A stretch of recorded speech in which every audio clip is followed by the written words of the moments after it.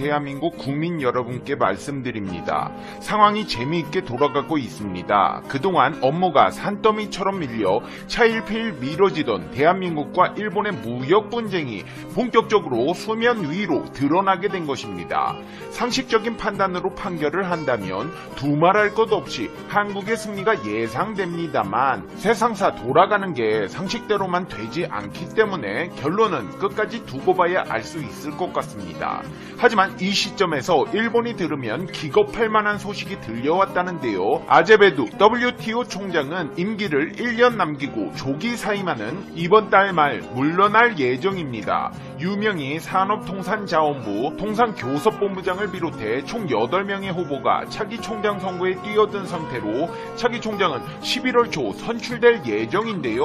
대한민국과의 정상통화에서 뉴질랜드 아던 총리는 WTO 사무총장 선출에 관심이 많다며 유 본부장이 매우 훌륭한 자질을 갖췄다며 관심을 갖고 주시하고 있다는 의사를 표명한 것인데요. 유 본부장이 WTO 총장을 맡게 된다면 상황이 어떻게 될까요? 여러분 조만간 팝콘 튀기셔야 할 것 같습니다. 지금부터 자세히 알아보겠습니다. 팩트TV 팩트체크. 최근 여러가지 이슈들로 인해 일 못하기로 소문난 WTO.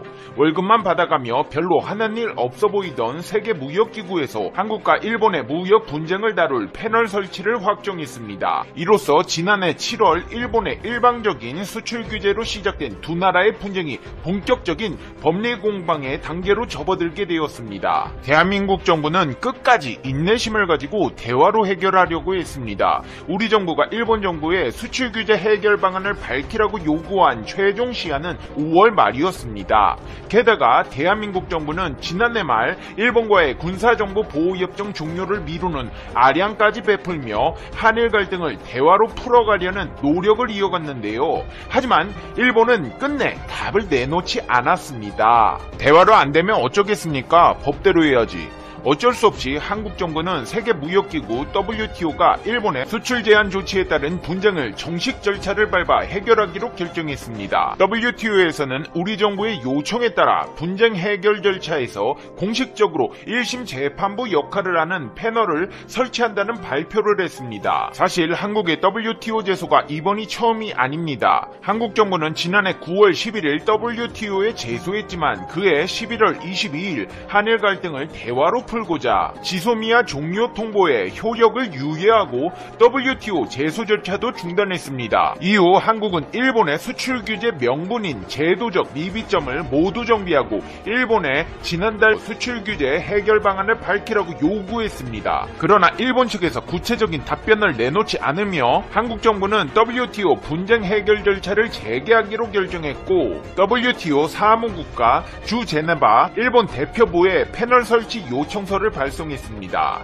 한국 정부의 요청에 따라 설치될 패널은 분쟁 해결 절차에서 1심 역할을 담당하며 상설기구가 아니라 분쟁에 따라 설치됩니다. 한국 정부는 포토레지스트, 플로린, 폴리이미드, 고순도, 불화수소 등 세계 품목에 대한 일본의 수출 제한 조치로 한국의 수출이 불필요하게 지연되고 불확실성과 비용 등이 증가했다고 지적했습니다. 또한 이번 조치는 일본 측의 정치적 동기에 따른 것이라며 패널 설치 요청 이유를 설명했습니다. 이에 따라서 심리를 담당할 패널 위원 선정 및 심리 등 관련 절차가 진행될 예정으로 패널 위원은 3인으로 구성되며 위원 선임은 제소국과 피소국의 협의에 따라 결정됩니다.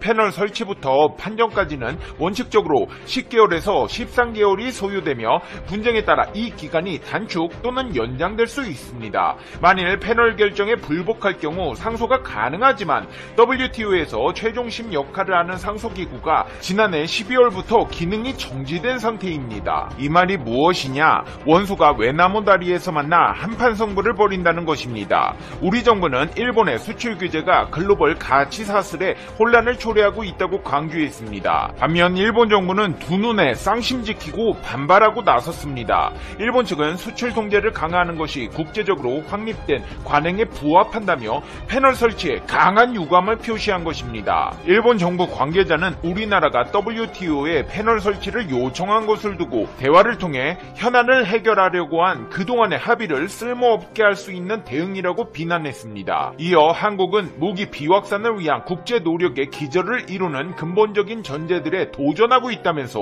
일본은 민수용으로 사용되는 것이 확인되면 수출을 제한한 세계 품목에 대한 수출을 허가했고 앞으로도 허가할 것이라고 주장했습니다. 그러면서 한국 정부는 협의의 장 밖에서 생산 차질 등 한국 기업에 대한 직접적인 피해가 없다고 이미 여러 차례 언급했다. 일본은 WTO 분쟁 해결 절차 대신 대화로 이 문제를 해결하는 것이 최선의 길이라고 본다. 하지만 한국이 이런 식으로 나온다면 일본 수출 제한 조치의 정당성을 방어할 만반의 준비가 돼 있다고 말했습니다. 주 제네바 일본 대표부 또한 스위스 제네바 WTO 본부에서 브리핑을 열고 일본의 조치는 이중 사용 품목에 대한 수출 통제를 강화하기 위해 국제적으로 확립된 관행에 부합한다며 한국의 패널 설치 요청에 깊이 실망했다고 말했습니다. 상케이 신문은 패널 설치 내용을 보도하며 유명희 산업통상자원부 통성교섭본부장의 출마를 언급하며 우려를 표하기도 했는데요. 후보 신고가 마감된 WTO 차기 사무총장 선거에서 수출 규제에 관여하던 한국 산업통상자원부 여성 간부가 출마해 양국 WTO 분쟁에서 후보의 영향이 우려된다고 전했습니다. 일본 언론은 한국과 일본이 대화로 타협점을 찾지 않는 한 분쟁이 장기화될 수밖에 없다고 전망했습니다. 맞는 말입니다. 이번 재소는 긴 여정이 될 전망입니다. 패널 설치부터 최종 판정 발표까지는 보통 1년 안팎이 걸리기 때문입니다. 근데 이런 긴 여정은 우리나라에게는 희소식, 일본에게는 악재가 될 수밖에 없습니다. 아제베도 WTO 총장은 다음 달 말 물러날 예정이고 유명희 산업통상자원부 통성교섭본부장을 비롯해 총 8명이 차기 총장 선거에 뛰어든 상태로 차기 총장은 11월 초에 선출될 예정이기 때문입니다. 근데 이런 와중에 상황을 더 재미있게 만드는 소식이 들려왔는데요. 문재인 대통령이 저신다 아던 뉴질랜드 총리에게 차기 WTO 사무총장 선거에 나선 유명희 통성교섭본부장에 대한 지지를 당부한 것입니다. 전화를 요청한 쪽도 뉴질랜드 측입니다. 한국과 뉴질랜드 정상은 30분간 전화통화를 갖고 신종 코로나 바이러스 감염증 대응에 있어 공조 방안 등에 대해 논의했다고 전했습니다. 그러면서 문재인 대통령은 살며시 유 본부장에 대해 아태 지역의 유일한 후보로 출마했는데 여성이자 통산 전문가로서 WTO 개혁과 다자 무역 체제의 강화를 이끌 적임자라면서 뉴질랜드의 지지를 기대한다고 밝혔습니다. 이 말을 들은 아던 총리 또한 무역을 중시하는 나라인 뉴질랜드는 WTO 사무총장 선출에 관심이 많다며 유 본부장이 매우 훌륭한 자질을 갖췄다고 들어 관심을 갖고 주시하고 있다고 답했습니다.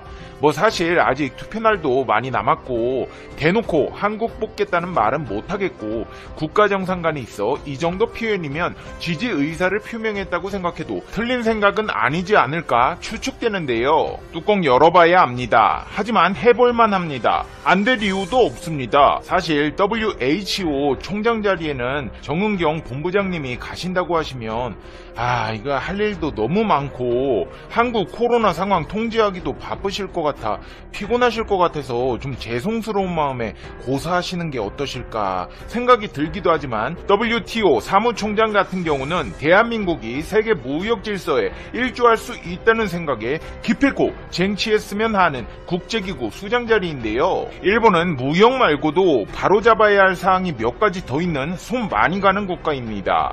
한국에서는 국제 분쟁의 달인 일본의 강제노동 왜곡을 국제사회에 알리는 데도 힘을 쓰고 있습니다. 일본이 구남도 등에서 벌어진 조선인 강제노동의 역사를 왜곡한 전시관에 국제사회가 공조해 대응하기 위한 국제 토론회를 개최한 것인데요. 문화체육관광부 산하 해외문화홍보원 후원으로 아시아평화와 역사연구소가 서울 외신기자클럽에서 개최한 인류 공동의 기억 유네스코 세계문화유산과 국제사회의 신뢰 토론회 발표자들은 일본의 강제노동 실상을 조명하고 과거사 반성을 촉구했습니다. 심지어 첫 번째로 일본인이 발표를 해 눈길을 모으기도 했습니다. 야노 히데키 강제동원 공동행동사무국장은 일본 정부는 메이지 일본의 산업혁명 유산을 세계 세계유산으로 등록하면서 1850년대부터 1910년까지의 일본 산업 근대화만을 미화했다. 과거 침략전쟁 시에 조선인 등 강제동원 역사에 대해서는 배제했다. 도쿄에 개관한 산업유산정보센터는 본래 일본 정부가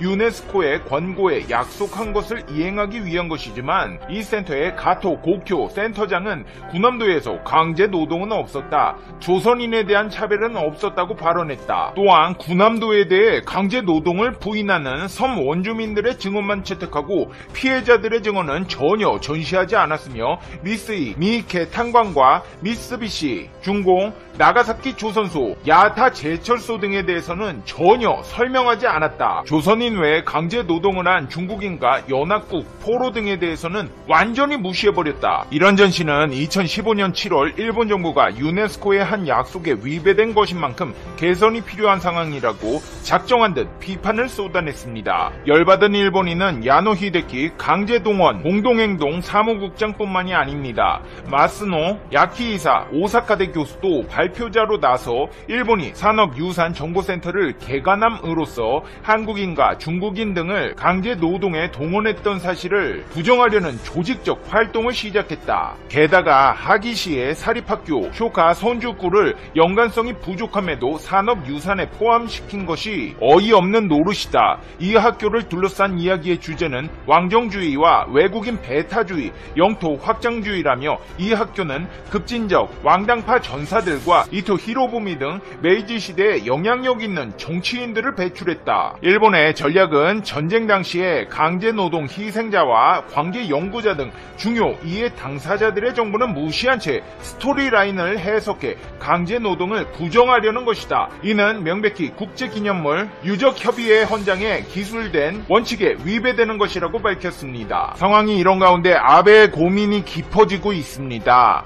한국에 어떻게 사과할까 고민하는 거냐고요? 아닙니다. 여름휴가 고민입니다. 마이니치 신문에 따르면 아베 신조 일본 총리가 코로나19 확산 속에서 휴가지를 두고 행복한 고민에 빠지면서 이 문제를 놓고 총리 간접 관계자들의 생각이 많아지고 있다고 전했습니다. 원래 아베 총리는 제2차 집권 이후로는 8월 오봉 기간에 야마구치현의 선친 묘소를 참배하고 지역구 인사들을 만난 뒤 후지산 자락에 있는 야마나시현 나루사와무라 별장에 여름 휴가를 보냈습니다. 그러나 코로나19가 다시 확산하고 있는 상황에서 예전처럼 여름 휴가를 보냈다가는 큰 비판에 직면할 수 있다는 점이 참모진의 고민이라는 것입니다. 마이니치 신문은 아베 총리가 코로나19 때문에 올 1월 26일부터 6월 20일까지 147일 연속 출근한 점을 들어 정신은 건강하지만 몸은 피곤한 상태라고 한 총리실 간부의 발언을 전하면서 예전 같은 휴가를 보내기는 어려울 것으로 전망했습니다.